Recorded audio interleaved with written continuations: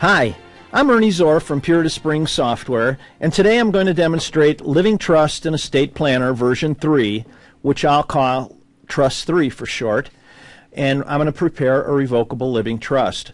This version of Trust 3 is compatible with Windows 10, 8, and 7, as well as Mac OS 10, versions 10.8 or better. Now, one of the goals of this video is to keep it to a length of 15 minutes or less, so I'm going to get going. Although I'll be preparing a revocable living trust, Trust 3 has other common trusts, including a credit shelter or bypass trust, a discretionary type Medicaid trust, a life insurance trust, a Q-tip trust, and a qualified personal residence trust. You can see a list of the included documents in item 2 of the main Windows tree view. I've already scrolled it into view so you can see them there. And Trust 3 also has a complement of documents that are related to transferring assets to the trust. For example, a bill of transfer, quitclaim and warranty deeds, gift instruments, and transfer on death affidavits. And those also you can see there in the tree view. Now, you should always start on the personal information worksheet. It only takes a couple of minutes to complete, and to speed things along, I created a file with the worksheet already completed, so I don't have to type it all in right now. I'll open that now, and you can see it right there in the document window. I also entered 2 children on the child support worksheet, and I'll flip over there so you can check that out. The rest of the worksheets are optional, so I'm going to skip those for now and proceed to the revocable living trust by clicking on that item in the tree view. I'm going to do that. I'm going to tree view, going into item 2 there, and clicking on Revocable Living Trust. And there it is. You can see that in the document in the document window, and it now contains the text of the trust along with a series of fields for entering pertinent information. If you've worked with our applications before, you'll recognize the color coding. Tan-colored fields complete themselves, usually based on information you put in the worksheets. Blue overridable fields also complete themselves, but they can be changed if you prefer to insert your own information. And finally, the ones that you work with mostly are the white fields, which are normal text edit boxes, and those are the ones you complete. Notice that many of the fields are completed already. The information you're seeing in them comes from 3 sources: the worksheets we just completed, the global defaults, which I'll get to in a moment, and the default file, which I'll also get to in a moment.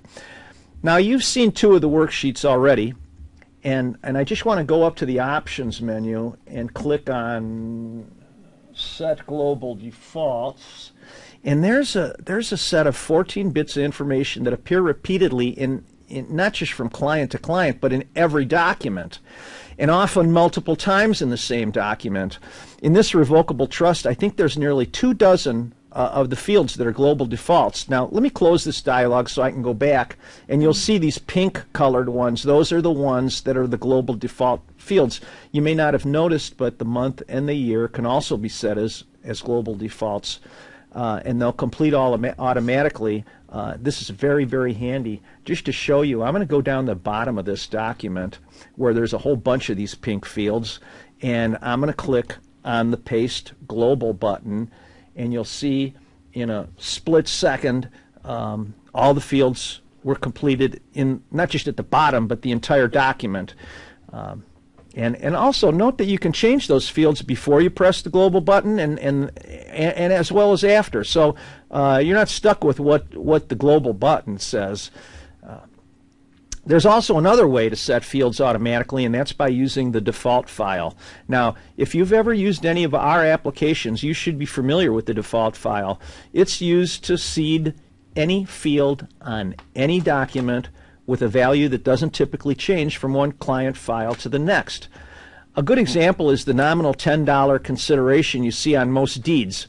Well, you can set that field in the default file, and every time you bring up a deed, that value is already there. It's a real time saver, and there are an awful lot of fields that can be set like this. Now, many of the documents have a party identification dialog, and I'm going to scroll back up to the top of this, and there's 2 here. There's a party identification dialog for the trustor, grantors, and there's one for the trustees. I'm going to click the trustee one, and so you can see what this looks like. And in fact, I'll even make a change. Let's say that mom was a middle upper level business executive and dad was a machine operator but had a gambling problem, so we probably don't want to have him managing everything. I've clicked on the party ID button. I'm going to get dad out of there. I could, delete row is the way I do it. And that's it. Now you see only mom's in there. Now farther down the document, notice that the pink Ohio fields were all completed when I clicked Paste Globals. And incidentally, I want to say something else. To proceed in a logical order from top to bottom and not to miss any fields, it's best to simply just press the Tab key. As you tab down, you can easily see the fields that need completing, and you can probably tell from the context what goes there. However, these fields also have ghost prompts. You've seen them already. They suggest the type of information that you're supposed to enter. If that's not enough, most of the white fields have help buttons that give you even more information about that field. I'm going to click on one just to show you how it works, and I'll put it back away. I should mention that if you don't like the ghost prompts because you already know what goes where, or you just don't like the visual clutter of them, you can turn them off and on the options menu. I'm not going to do that, but I'll go up there on the options menu, click, and you can see them right there. I won't bother turning them on and off. You'll have to take my word for it. Now, as I tab through, notice the focus moving from field to field. I want to say something about that. One tip that I consider valuable, and a lot of people don't know, is that if you hold the Shift key down when you tab, it takes you backwards through the tabbing order. You'll find that the shifted version of tabbing is a real nice shortcut when you want to go back and fix something that you've already passed over. And by the way, most all Windows applications work this way. Okay. Moving along to sub-item 5 is an example of an overridable field. I can go to the options menu, or I can press Control-Alt-V, or I can click on the override button on the toolbar to enter the beneficiary and change what's in an overridable field. In the example, although the parties were both owners of the trust property, mom was what they would call the brains of the outfit, so I can override the field and make mom the sole beneficiary of the trust. There. And in the next, where the party ID button is, I could take, I think that's the daughter, I could take the daughter out and replace it with dad as successor trustee, or successor beneficiary rather. Now, moving along, in item 2, the family description has already been completed.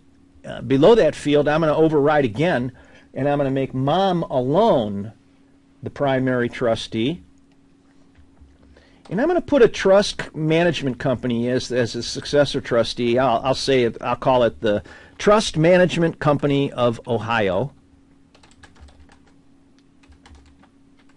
just to simplify things. I'll leave Lyle, the son, in as the alternate successor.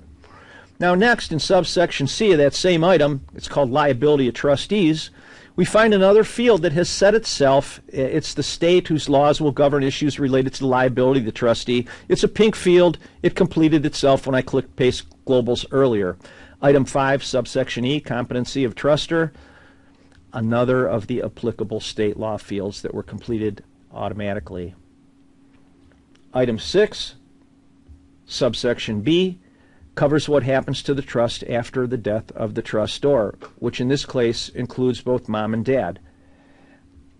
I've prepared 2 paragraphs. There we go. I've got it into view. And I'm going to paste the, I created 2 paragraphs and put them in Notepad so I can cut real fast and get them in there without having to think them up and type them. So I'm going to bang, paste them in there. These are actually fields that might typically be set in your default file, because essentially when both trustors are deceased, the trust is terminated and the balance is paid to the children in equal shares. In this case, it's unless the children are under age 35, and the second paragraph describes a succession of payments to children who are under 35. Moving along to item 6, subsection C, management of the trust. In this paragraph, there's a field for setting the age under which the trustee may continue the trust in lieu of making a full and final distribution. I'll enter 21 and mention that this is another field that may be handy to set in the default file. Item 6, income, I'm sorry, got to brush up on my Roman numerals here. Item 7, income and accounting. This next field is the minimum trust estate value under which the trust will terminate. I'll put in $100,000. I think you saw in the ghost prompt there was $50,000. We'll change that because it's only ghost prompt. You know those don't show up when you print it out. And I'm moving along to item 8, section B, situs and severability. These are other applicable state law fields. The color tells you that it's completed automatically when you paste globals. You could also set it permanently in the default file because remember, any field on any document can be set in the default file. Now the next item is the person in whose possession a copy of the trust will be kept. It defaults to the attorney preparer. It's another paste global field. The remaining fields are completed automatically as tan-colored read-only fields, or they were completed as pink fields when I clicked the Paste Globals button. That completes the revocable living trust. I'm going to press the print button here so you can see the results. Bang, looks beautiful. I think that the document looks super format-wise. You can't tell from the screen, but we've used a bunch of formatting tricks like widow and orphan controls, unbreakable lines, and that makes the documents look their very best without any work being required on your part. You know, I'm sorry I don't have time to demonstrate a lot of other powerful functions like modifying the document templates and other things. There's a lot more actually to talk about, but my time is up. So until next time, thanks for watching and have a great day. Bye.